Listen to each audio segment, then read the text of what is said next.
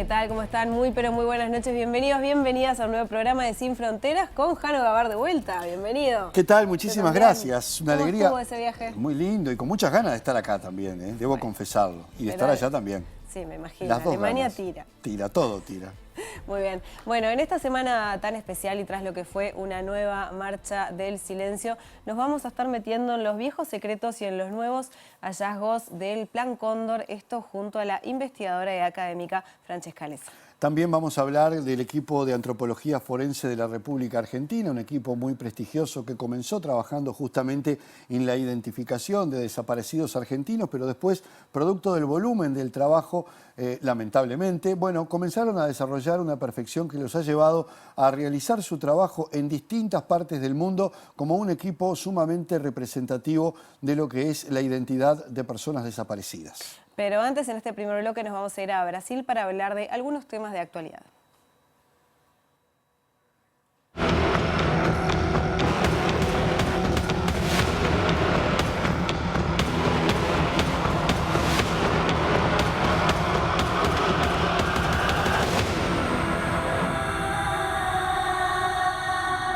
Decíamos que nos vamos a Brasil porque justamente tenemos allí a Álvaro Padrón. Álvaro, ya te saludo y te hago la primera pregunta.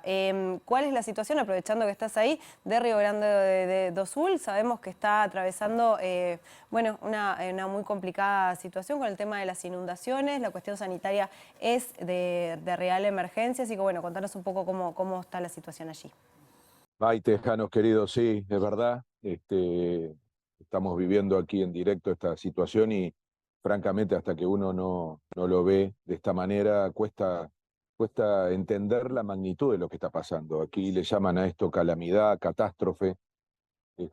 Son todos términos que se utilizan correctamente porque estamos frente al episodio de mayor gravedad en la historia de Brasil en términos ambientales.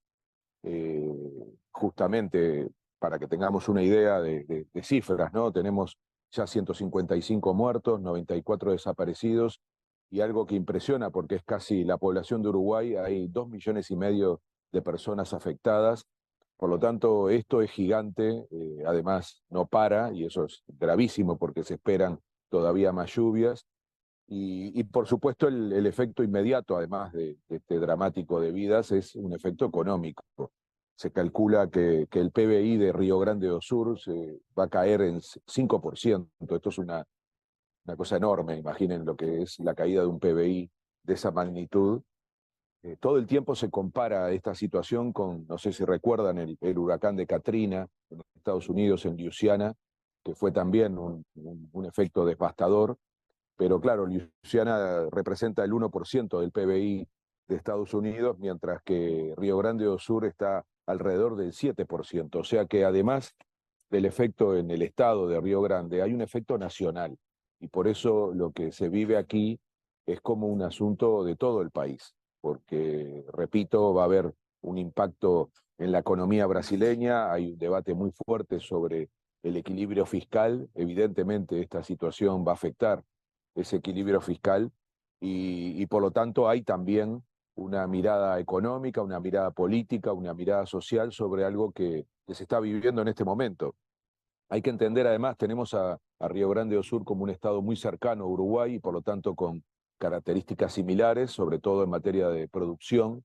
El sector agrícola es un sector central y por supuesto en un efecto climático de este tipo está muy afectado, y sectores como por ejemplo el arroz, que son el 70% de la producción del arroz de Brasil, va a condicionar la producción global del arroz, por un lado por el propio país, pero luego en la economía global. Es muy probable que empecemos a ver suba de precios en este tipo de productos. Carne, pollo, cerdo son producciones centrales aquí en Río Grande do Sur.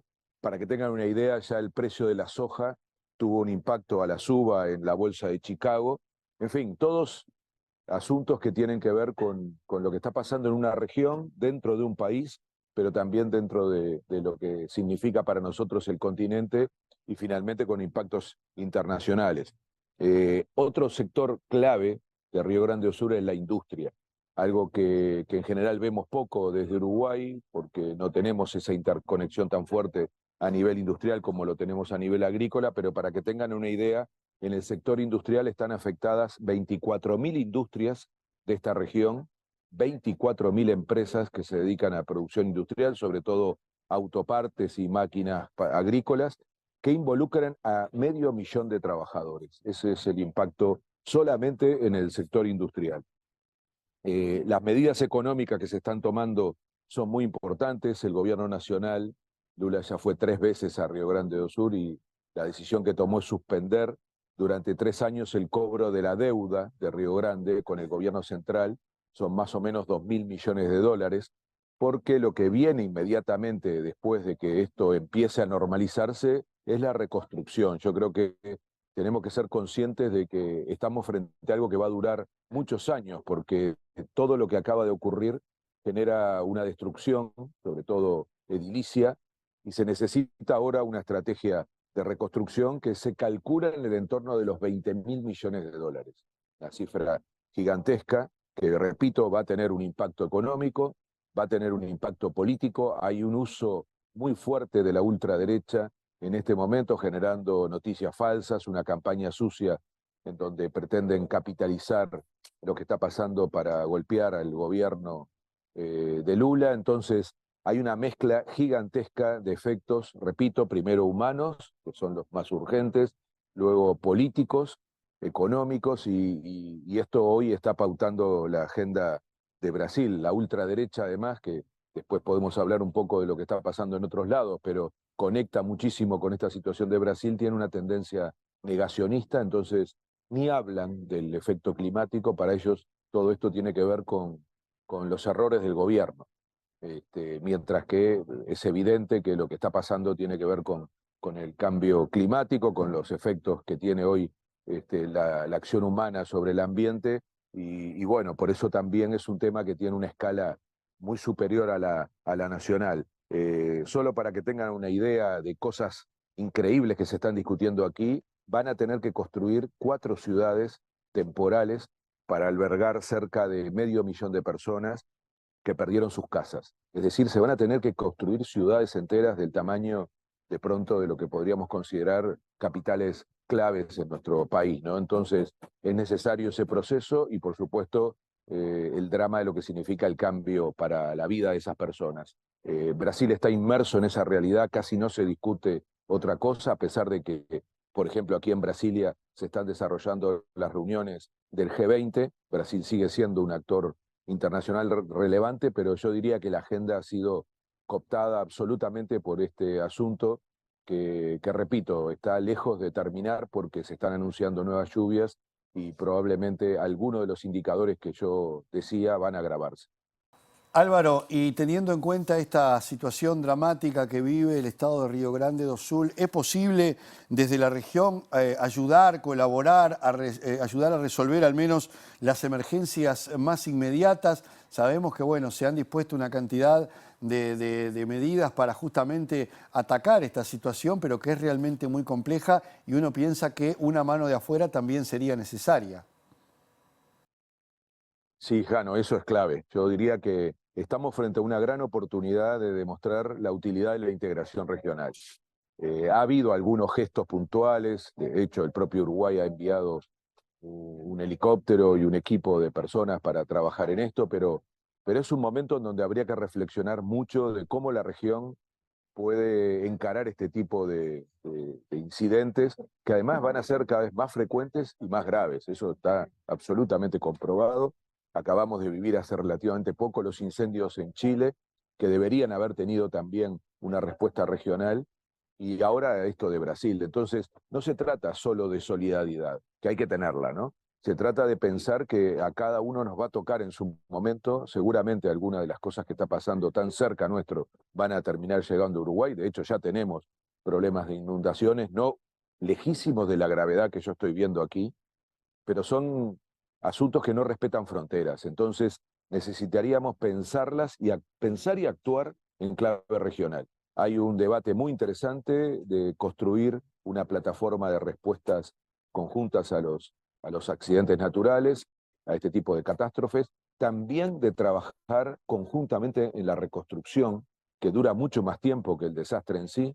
Aquí se calcula que se va a llevar entre 3 y 4 años poder volver a cierta normalidad, entonces que tengamos presencia física y apoyo real de los países y tener una coordinación para estas cosas, también nos va a ayudar a que la gente comprenda que la integración es un asunto que le cambia la vida, que le influye en su vida cotidiana, ver personas de otros países, banderas, apoyo, presencia.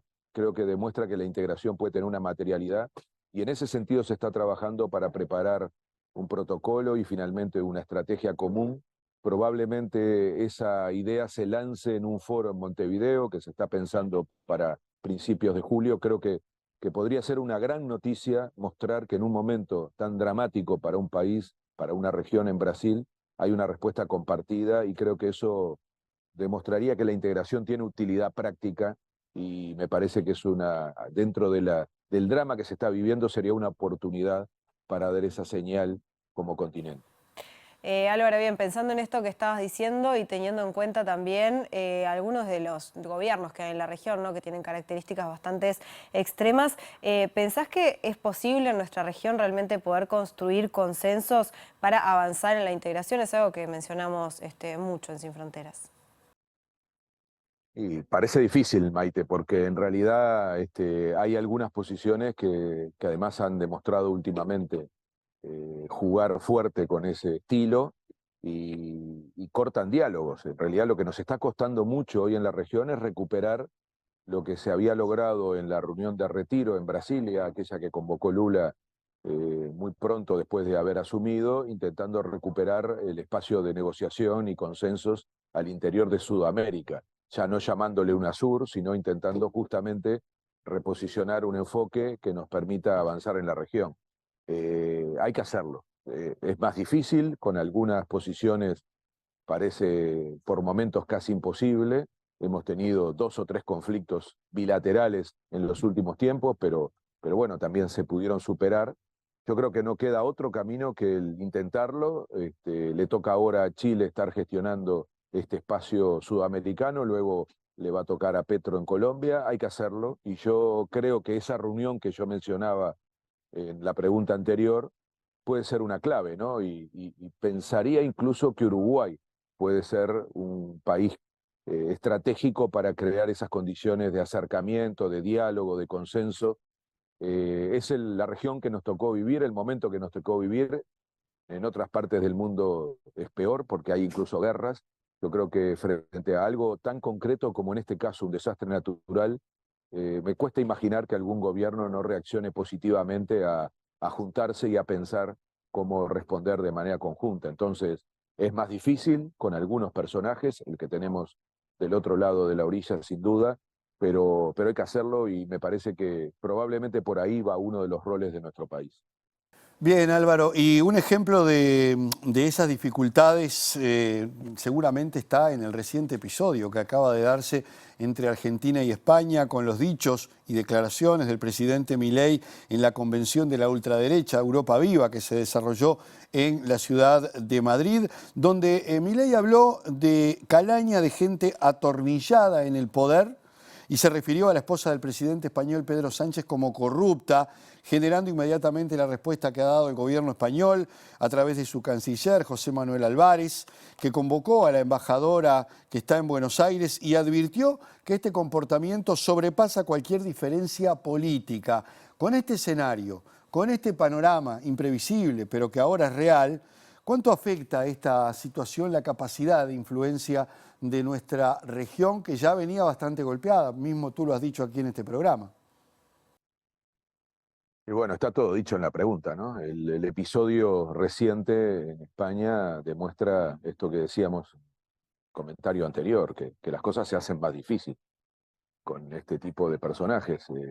Yo me pongo a pensar un minuto el efecto de esto, por ejemplo, en el acuerdo Unión Europea-Mercosur. Es muy difícil a las dificultades que ya había materiales, de intereses en ese acuerdo, sumarle ruido en las relaciones entre los líderes, particularmente en el caso de España, Pedro Sánchez, que había manifestado y había además demostrado un compromiso y un esfuerzo enorme por avanzar en el acuerdo.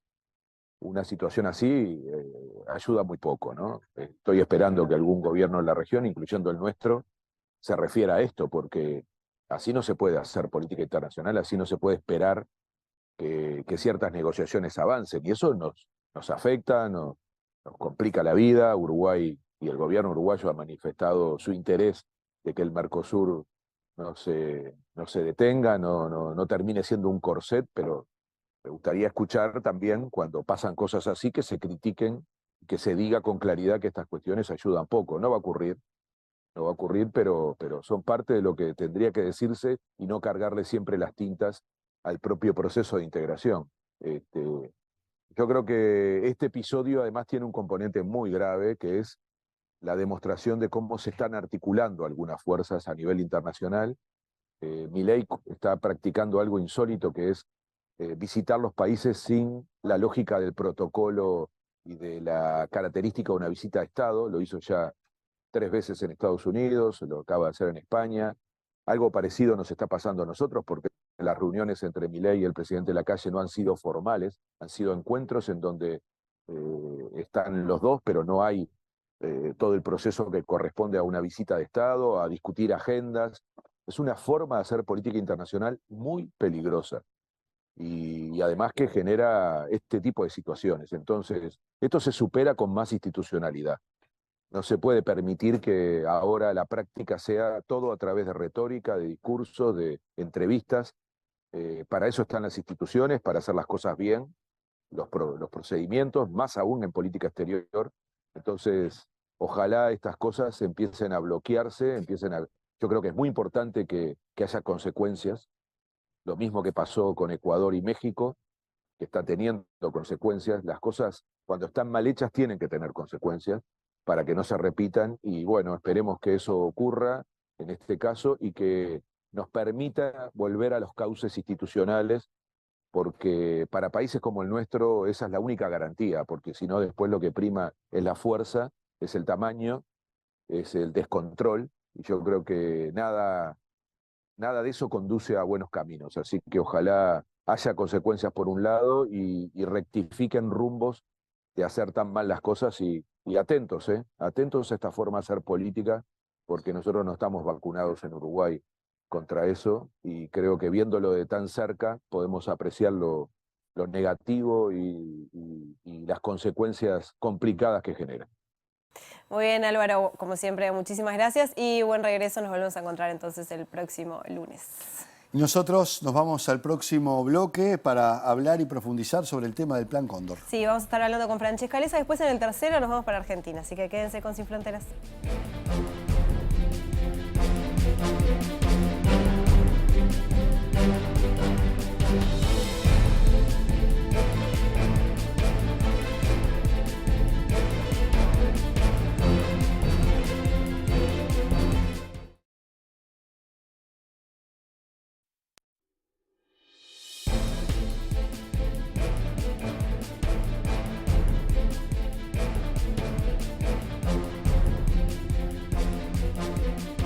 Bien, continuamos con esta edición especial de Sin Fronteras para decirles que Plan Cóndor, viejos secretos y nuevos hallazgos de Francesca Leza y Sebastián Santana, está en las librerías con una presentación gráfica formidable. Tanto este como el trabajo anterior de Francesca, Los juicios del Cóndor, la coordinación represiva y los crímenes de lesa humanidad en América del Sur, sirven como base para entender la coordinación represiva entre las dictaduras de la región.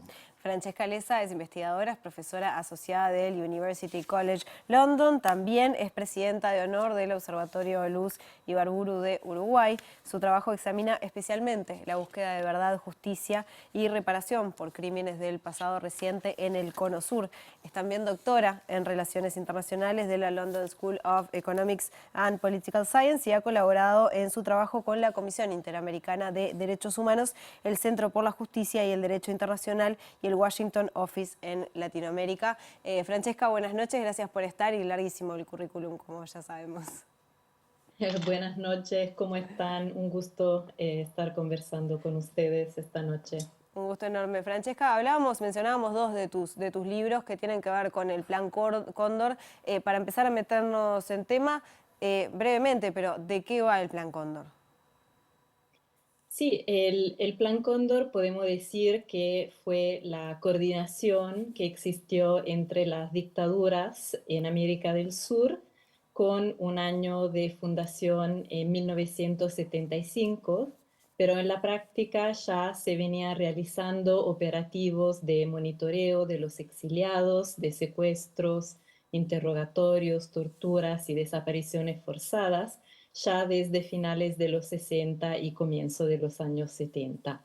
Así que efectivamente esta coordinación represiva les permitió a las dictaduras que gobernaban los países de la región en esa década de básicamente ampliar su alcance represivo y de poder operar de manera conjunta, organizada y sistemática casi por toda la región de América del Sur, podríamos decir, con algunas excepciones, como por ejemplo Venezuela, que no se sumó, pero para el año 78 tenemos 8 países que integran el Plan Cóndor: Argentina, Brasil, Bolivia, Chile, Uruguay, Paraguay, Perú y Ecuador. Así que un alcance geográfico, diría, sin precedentes para esos años, pero también, por suerte, no hemos visto operativos similares desde entonces.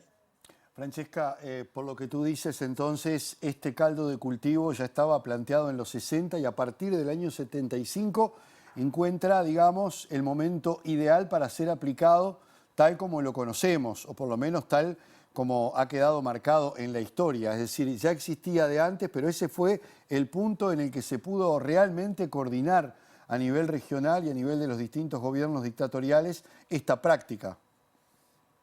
Así es, podemos decir que a finales del año 75 se formaliza, se institucionalizan esas prácticas que ya se venían llevando a cabo hace bastantes años, y en ese momento vemos que con el acuerdo que se firma en Santiago de Chile el 28 de noviembre de 1975, se establecen mecanismos muy específicos para, digamos, poder, entre comillas, mejorar aún esas prácticas represivas de coordinación, porque después de ese acuerdo formal tenemos, por ejemplo, la creación de Condortel, que era el sistema secreto y encriptado que permitía a los países miembros de Plan Cóndor de poder intercambiar información de inteligencia de manera segura y rápida sobre los blancos que estaban buscando, sobre los operativos conjuntos que iban a realizar. También el otro pilar que podemos mencionar es el Condoreje, que era como el brazo operativo de Plan Cóndor, que permitía, como decía, la realización de estos operativos conjuntos en el terreno. Y también tenemos una especie de banco de datos en Santiago, donde ahí se centralizan toda la información de inteligencia sobre los distintos grupos que se buscaba reprimir, como también individuos específicos. Y finalmente, el último elemento de esta formalización, que estaba vinculada a Plan Cóndor, la llamada Unidad Teseo, que era una unidad ultra secreta que pudimos conocer en el año 2019 gracias a la última ronda de desclasificación de los documentos del gobierno de Estados Unidos. Y básicamente esta unidad Teseo estaba compuesta por agentes de Argentina, Chile, Uruguay, que después de haber recibido un entrenamiento especial en Buenos Aires, viajaron rumbo a Europa, en particular a París, para asesinar exiliados que vivían en esa ciudad. Francesca, mencionabas estos 4 elementos, ¿no?, que claramente conforman una estructura muy importante para poder llevar adelante este Plan Cóndor. ¿Estos países recibieron ayuda para poder crear esto? Porque mencionabas, por ejemplo, el caso de los documentos de Estados Unidos, porque no es sencillo y tampoco era una época sencilla. Por supuesto, sí, la ayuda que recibían las dictaduras militares ya venían hace mucho tiempo antes de la fundación de Plan Cóndor. porque ya a partir de los años 50 y los años 60, Estados Unidos empieza, en el marco del contexto geopolítico de la Guerra Fría, a implementar una política muy clara de contener el comunismo y lo que se asociaba, según la doctrina de seguridad nacional, la llamada amenaza de la izquierda o la amenaza subversiva.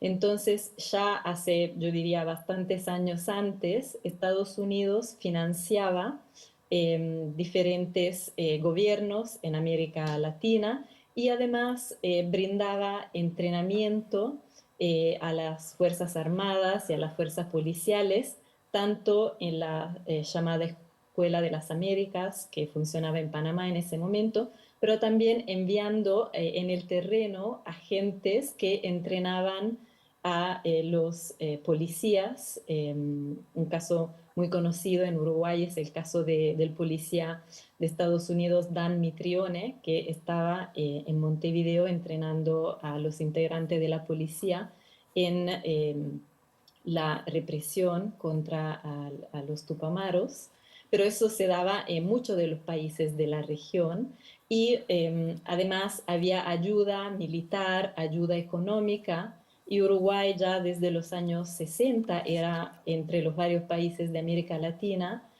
uno de los países que más recibía ayuda económica de Estados Unidos. Así que, digamos, este es un poco el panorama en general del contexto geopolítico y el apoyo que Estados Unidos brindaba a los gobiernos que se alineaban con la ideología de Estados Unidos en ese momento. Y además, en el caso específico de Plan Cóndor, lo que sabemos, gracias a los documentos desclasificados, es que en particular el sistema Condortel se apoyaba en un nudo de comunicaciones que se encontraba en la cercanía del canal de Panamá, que en esos momentos estaba bajo control de Estados Unidos. Así que respecto a Cóndor tenemos esa información de un apoyo logístico y de apoyo de comunicación, aun cuando marcado en este apoyo más amplio que le decía, de ayuda económica, de ayuda militar y de entrenamiento a las Fuerzas Armadas y de policías.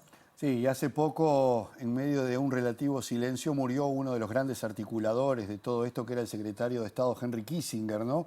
Que tuvo un rol preponderante durante todos esos años y sobre todo en la articulación del Cóndor.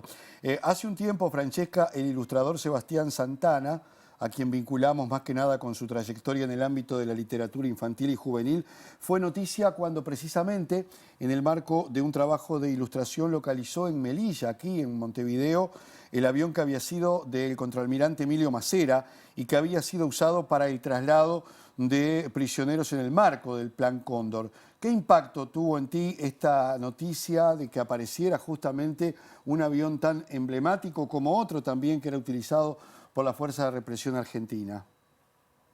Fue un impacto muy cercano porque de hecho Sebastián junto con Macarena Montañez y Pincho Casanova estaban realizando el audiovisual 5 en Asunción en el marco del proyecto colaborativo plancondor.org que yo lidero, pero trabajando de forma muy cercana con ello y muchos otros integrantes del equipo como Mariana Rizzo y Rodrigo Barbano.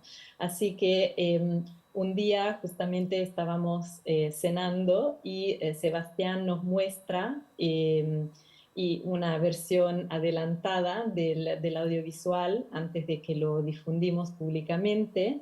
Y cuando llegamos a esa parte, yo quedé un poco como en shock, porque no podía creer, digamos, que ese avión que tanto habíamos investigado por su relación cercana con el traslado clandestino de esas 5 personas, militantes políticos desaparecidos argentinos y uruguayos, se encontrara no solo en Uruguay, sino que si Sebastián no hubiera conectado toda la información, posiblemente ese avión que estaba en ese momento abandonado hace más de 15 años, podría haber seguido abandonado por más tiempo.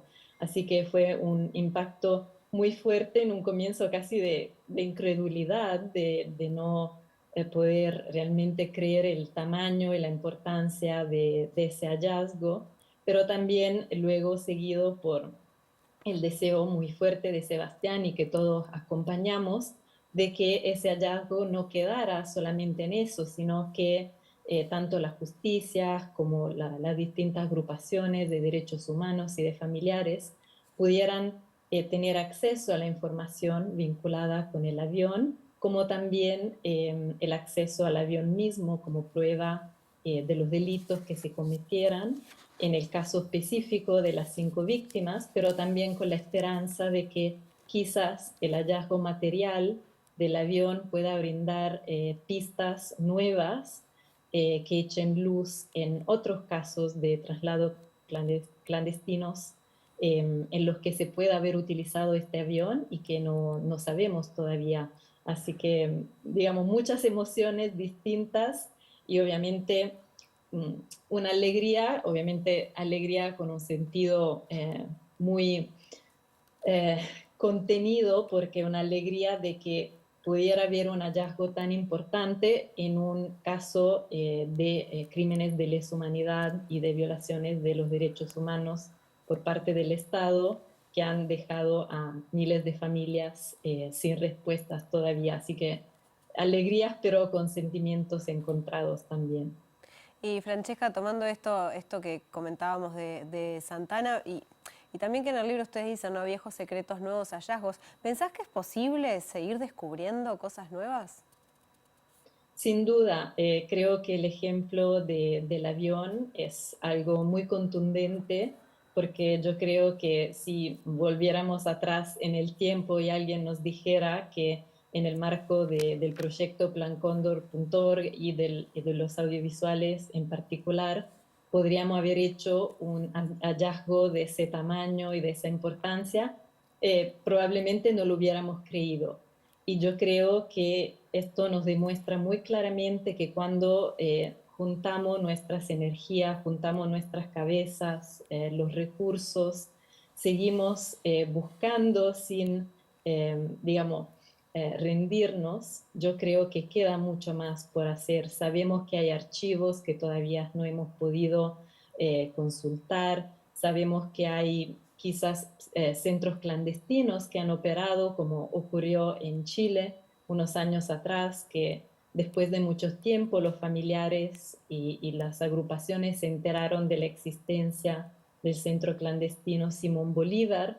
Eh, Todos estos casos nos dan casi, yo diría, la certeza de que sí queda mucho más por descubrir, mucho más por investigar, y creo que no hemos podido avanzar lo suficiente, específicamente porque el Estado, que fue responsable de estos delitos de lesa humanidad, no ha querido invertir los recursos necesarios para aclarar lo que pasó.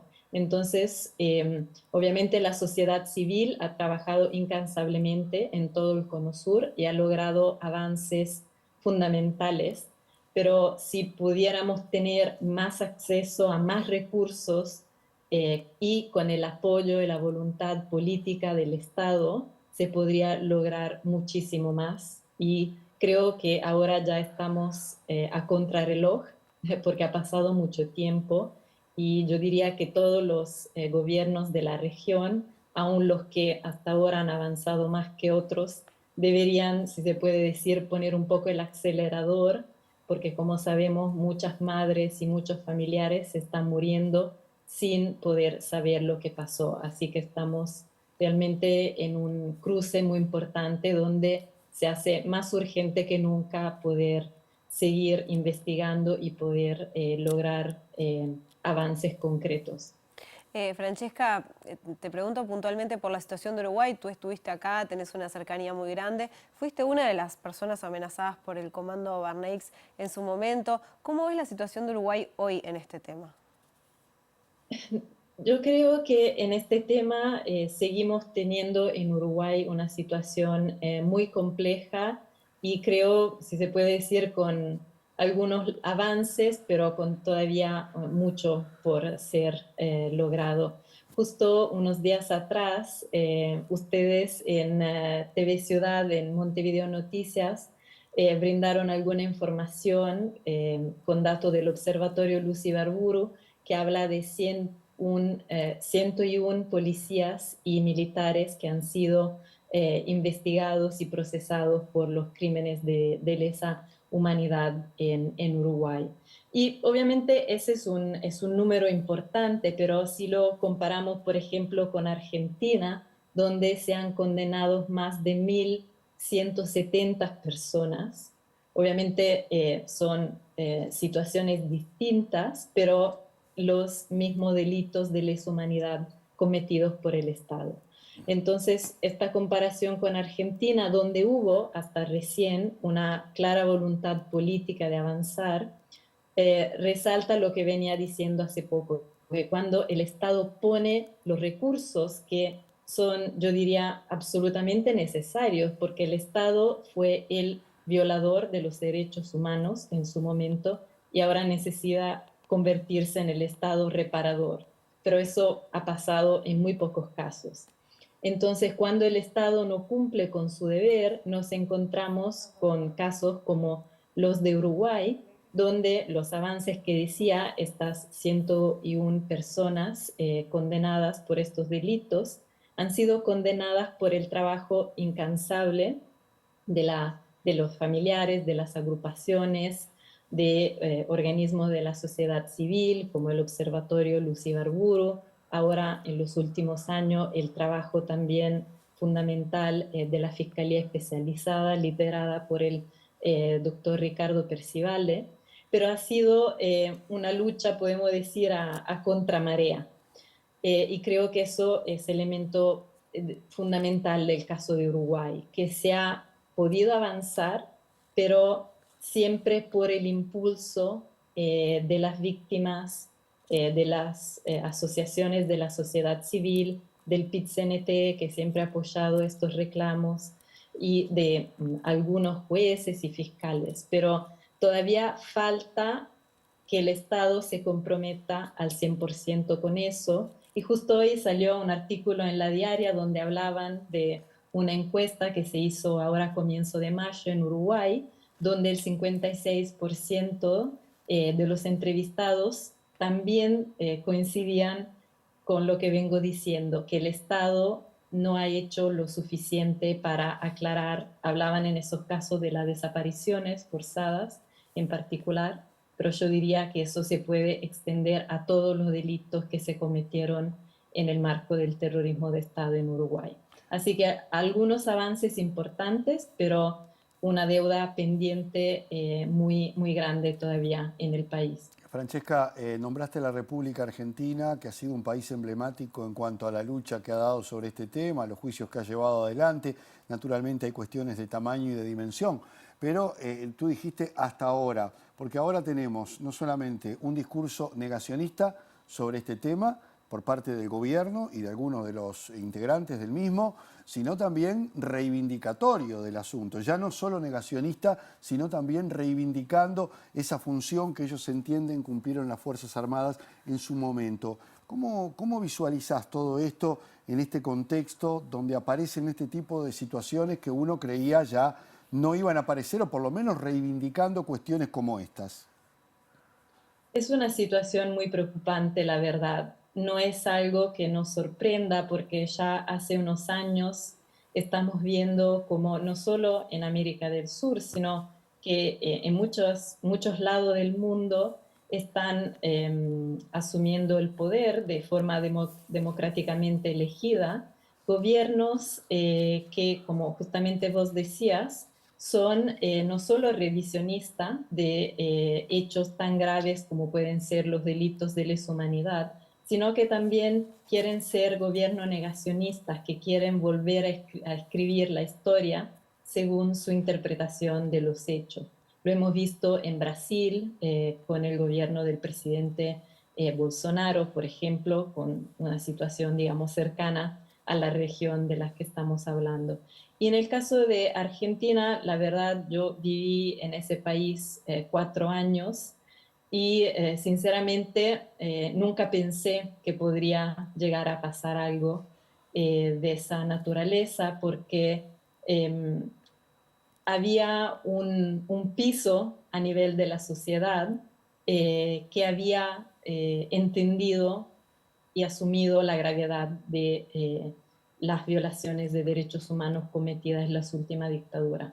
Y yo sigo pensando que ese piso aún existe, pero hay grupos políticos y partidos políticos que, aprovechando de una situación económica, política y social muy difícil en ese país, se está aprovechando de ese contexto para realizar este ejercicio de intentar reescribir la historia,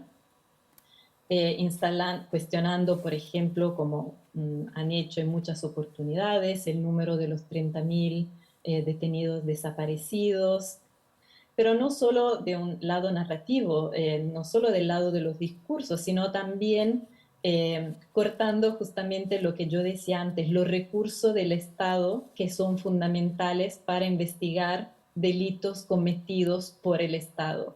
Hemos visto de una manera muy preocupante en los últimos meses cómo se han, por ejemplo, cerrado los equipos de archivólogos e historiadores que en los últimos años habían estudiado los archivos de las Fuerzas Armadas, pero también archivos del Ministerio de Defensa, del Interior, y que habían brindado informes muy importantes a la justicia que realizaba investigaciones y juicios por los delitos de lesa humanidad, y que tenía acceso a esos informes de estas personas formadas en la investigación y estudio de archivos, y tenía la oportunidad de utilizar esos informes en el marco de los juicios.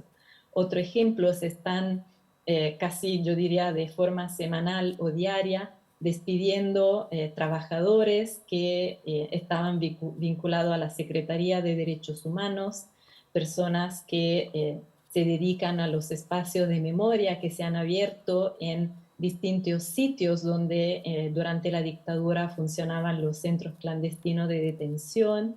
Entonces, eliminando también los recursos económicos, pero también los recursos humanos, porque todas esas personas venían trabajando hace mucho tiempo en esos sitios.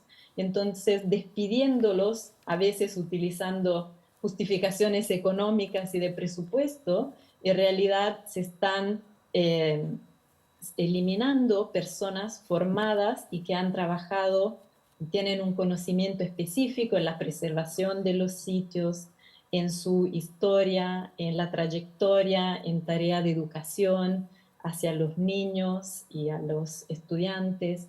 Entonces podemos ver cómo es una política que de a poco está llegando a distintos niveles para intentar efectivamente llegar a una nueva narrativa que intente eliminar ese piso común que yo decía que existe en la sociedad argentina sobre los delitos de lesa humanidad que se cometieron en el país.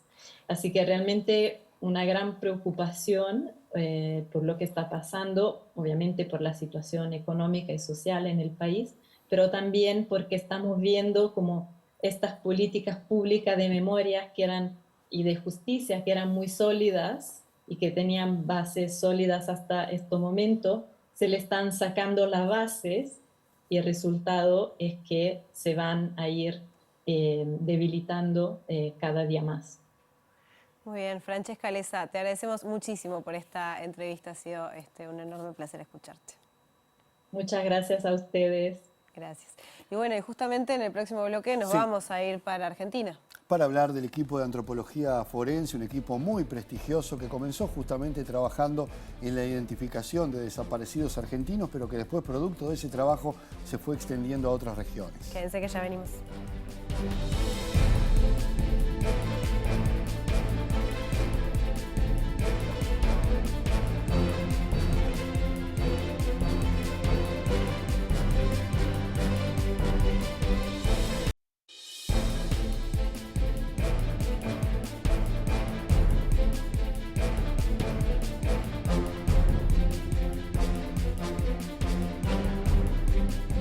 Y en este tercer y último bloque de Sin Fronteras vamos a estar hablando sobre el trabajo que hace el equipo argentino de antropología forense. El EAF es una organización científica no gubernamental y sin fines de lucro que fue creada en 1984 para investigar lo sucedido con personas desaparecidas durante la última dictadura cívico-militar en Argentina. Pero esto ya se ha trasladado, el trabajo se ha trasladado a otros países. Sí, el éxito del equipo de antropología forense ha sido reconocido a nivel internacional precisamente por este trabajo, y sobre esto y sobre su colaboración con países de la región vamos a recibir a Silvana Turner, antropóloga, integrante del equipo argentino de antropología forense y magíster en Derecho Internacional de los Derechos Humanos de la Universidad de Buenos Aires. Un gusto, Silvana, recibirte y tenerte con nosotros. Hola, ¿qué tal? Buenas tardes, muchas gracias. Bueno, antes que nada, ¿cuál es el trabajo del equipo de antropología forense? ¿Por qué ha trascendido la búsqueda e identificación de personas desaparecidas en el trabajo del equipo? Bueno, justamente, como decían, el origen del equipo surge de la necesidad de dar respuesta a los familiares de las víctimas, bueno, en primer lugar en Argentina, pero también esto es una tarea que se ha extendido originalmente en el Cono Sur y luego en el mundo, ¿no? Por realidades que vinculadas a la violencia política, la desaparición de personas, y la antropología, la arqueología, las ciencias forenses en general pueden dar una respuesta en la búsqueda, justamente la recuperación y la identificación de los restos de estas personas. Y es por eso que el objetivo, en primer lugar, del EAF es responder a esta demanda y, por otro lado, en casos que así lo requieran y sea posible, aportar estas mismas evidencias a los procesos de justicia de verdad. Y Silvana, ¿en qué tipo de casos han trabajado, por ejemplo, a nivel regional? Porque tengo entendido también que obviamente y es clave la búsqueda de detenidos desaparecidos de las diferentes dictaduras que hubo en la región, pero también hay otros casos en los que trabajan, ¿verdad? Sí, el trabajo desde 40 años del equipo se ha ampliado, ¿no? En cuanto a las temáticas o los distintos tipos de violencias que hay en nuestra región, y no solamente se ha restringido la búsqueda de personas desaparecidas por razones de lo que han sido las dictaduras en Latinoamérica, sino también a otros procesos de violencia, como puede ser la violencia institucional, la violencia del crimen organizado, la violencia que sufren los migrantes indocumentados en esos procesos migratorios. O sea que estas mismas herramientas de la arqueología, de la antropología y de las ciencias forenses son puestas al servicio de estos otros fenómenos que involucran también a familias que están buscando, ¿no? En Uruguay tenemos al IAF, ¿no? A este equipo también de antropólogos trabajando en la búsqueda de detenidos desaparecidos en nuestro territorio. ¿Cómo es el vínculo del EAF con el IAF y cómo ha sido el vínculo de ustedes puntualmente con Uruguay? Sí, no, por supuesto, no solamente con Uruguay, a nivel latinoamericano hay una asociación latinoamericana de antropología forense, y por supuesto con Uruguay hemos tenido un vínculo desde el inicio de colaboración y apoyo al equipo, y de hecho el EAF ha participado en los trabajos iniciales de búsqueda que se hicieron en los batallones, y hasta el día de hoy seguimos, por supuesto, en total colaboración con todas las iniciativas que se dan en Uruguay por la búsqueda de personas desaparecidas. Silvana, muchas veces, y hemos estado hablando hoy también del Plan Cóndor y de la coordinación regional en este sentido, pero la pregunta concreta es, ¿hay patrones comunes en los enterramientos de restos en Argentina y Uruguay, por ejemplo? ¿Seguían lógicas diferentes o por el contrario hay muchas similitudes en la manera, en las formas? Bueno, yo creo que por las características de lo que han sido estos fenómenos históricos en países hermanos, ¿no? Como Argentina y los países limítrofes a Argentina y de Cono Sur, se pueden observar, por supuesto, similitudes en los mecanismos, tanto de secuestro, de detención, de tortura de las personas, y finalmente en la voluntad o la intención, obviamente, de desaparecer los cuerpos, ¿no? No solamente enterrándolos como NNs en cementerios, sino también de forma clandestina en distintos predios, ¿no? En predios militares, en los mismos lugares de detención. Así que creo que, bueno, sí, ya que se pueden encontrar similitudes Silvana, bien, tanto en Uruguay como en Argentina hay sectores políticos que relativizan lo ocurrido durante la dictadura, que ponen en cuestión el número de desaparecidos. En Argentina, recordemos el video que sacó mismo el gobierno de Milei, si no me equivoco fue este año, que fue brutal. ¿Cómo ustedes que están laburando en esto, cómo ven que se instalen este tipo de relatos, que se cuestione parte de la historia? Y también preguntarte, teniendo en cuenta lo duro que está, la situación muy dura que está atravesando la parte de la educación argentina y también de la ciencia respecto a los recortes de Milei, ¿cómo lo están atravesando ustedes desde EAF? Bueno, en primer lugar, cabe decir que, por supuesto, más allá de las discusiones sobre algunos temas ahí, desde la antropología forense, por ejemplo, nosotros consideramos que la evidencia material y concreta que representa la recuperación de restos óseos, su identificación, creo que achica estas posibilidades de debate, ¿no?, sobre lo ocurrido. Entonces creemos que nuestro aporte es un aporte concreto, material y científico, ¿no? Que en todo caso podrá discutirse en planos que no son el de la ciencia.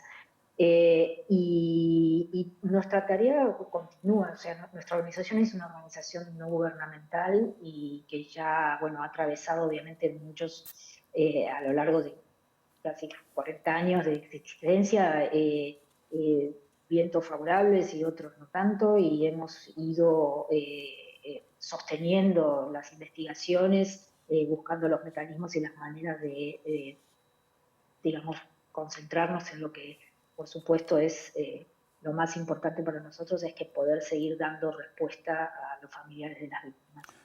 Silvana, ustedes comenzaron como un grupo de búsqueda e identificación de detenidos desaparecidos en la Argentina. Lamentablemente la gran cantidad de desaparecidos fue la que les dio precisamente mucho trabajo, pero también mucho prestigio a partir de todo lo que se tuvo que hacer precisamente, y les ha llevado a otros terrenos, a otros escenarios. Yo recuerdo sobre las guerras en Centroamérica, que ha trabajado el equipo de antropología forense. Hay un tema de desaparecidos en México, en otras partes del mundo. Lo que quiero preguntar es de qué manera, bueno, ese trabajo inicial fue generando este estado de cosas, porque imagino que hoy el equipo de antropología forense es muy distinto a aquel que comenzó, por lo menos tiene un trabajo mucho más vasto, y supongo que eso también ha llevado a un perfeccionamiento, digamos, de los instrumentos y de las herramientas de búsqueda de personas en distintas circunstancias, porque ya no estamos hablando de las dictaduras solamente de la década del 70. Sí, desde ya que, como mencionaba, también se han ido sumando esfuerzos de la gente abocada a la antropología, a la arqueología en la región, pero no solamente, sino que la ciencia desde ya va generando herramientas desde otras disciplinas que aportan a las etapas de búsqueda e identificación. Un caso obviamente muy referenciado es el de la genética forense, ¿no?, que a partir de los años 90 ha posibilitado la identificación por esta vía de las víctimas con sus familiares. Pero no solamente, hay áreas vinculadas a la tecnología, a la geofísica, que aportan a la búsqueda de lugares de entierro, porque con la intención del ocultamiento de los cuerpos, la búsqueda es una etapa dificultosa en donde se suman muchas herramientas que aportan. Entonces es un trabajo interdisciplinario al cual se van sumando expertos, disciplinas, recursos que apuntan, por supuesto, a llegar a este fin que es el hallazgo de los restos, la posibilidad de identificarlos y de restituirlos a sus familiares. Silvana, una última consulta y ya te liberamos, pero teniendo en cuenta el contexto que está viviendo hoy Argentina, ¿cómo está desarrollando el EAF su trabajo? ¿Está pasando todo con normalidad? ¿Han encontrado algún obstáculo? Bueno, el EAF actualmente es una, decían ustedes, ha pasado el tiempo y es un instituto que ha crecido, ¿no? Tenemos ya, bueno, más de 60 personas en nuestra organización, oficinas no solamente en Argentina, sino en otras regiones vinculados a los proyectos internacionales que el equipo sostiene. O sea, el trabajo se ha ampliado no solamente en las temáticas, sino también, bueno, en cuanto a los alcances, ¿no?, que el equipo tiene en otros contextos. Entonces, como decía, nuestra intención y lo que estamos haciendo es avanzando con las gestiones para que el trabajo se sostenga, ya sean los casos con los que venimos trabajando incluso a partir de cooperación internacional vinculada a la Cancillería Argentina, pero también los proyectos que son autónomos, digamos, para su desarrollo, ¿no? Pero sostenemos las investigaciones, las convocatorias a los familiares, sobre todo aquí en Argentina, a que sigan aportando su muestra de sangre, que es la que hace falta para poder identificar muchos restos que han sido recuperados y que están a la espera de ser restituidos. Muy bien, Silvana Turner, antropóloga e integrante del equipo de antropología forense de la República Argentina. Muchísimas gracias por acompañarnos hoy aquí en Sin Fronteras. No, muchas gracias a ustedes por el interés. Pases muy bien. Nos vamos, Aracol. Nos vamos, gracias a ustedes también por estar como siempre en este día y en esta hora especial para Sin Fronteras. La semana que viene ya volvemos a los lunes. Así es, nos vemos. Nos vemos, chao.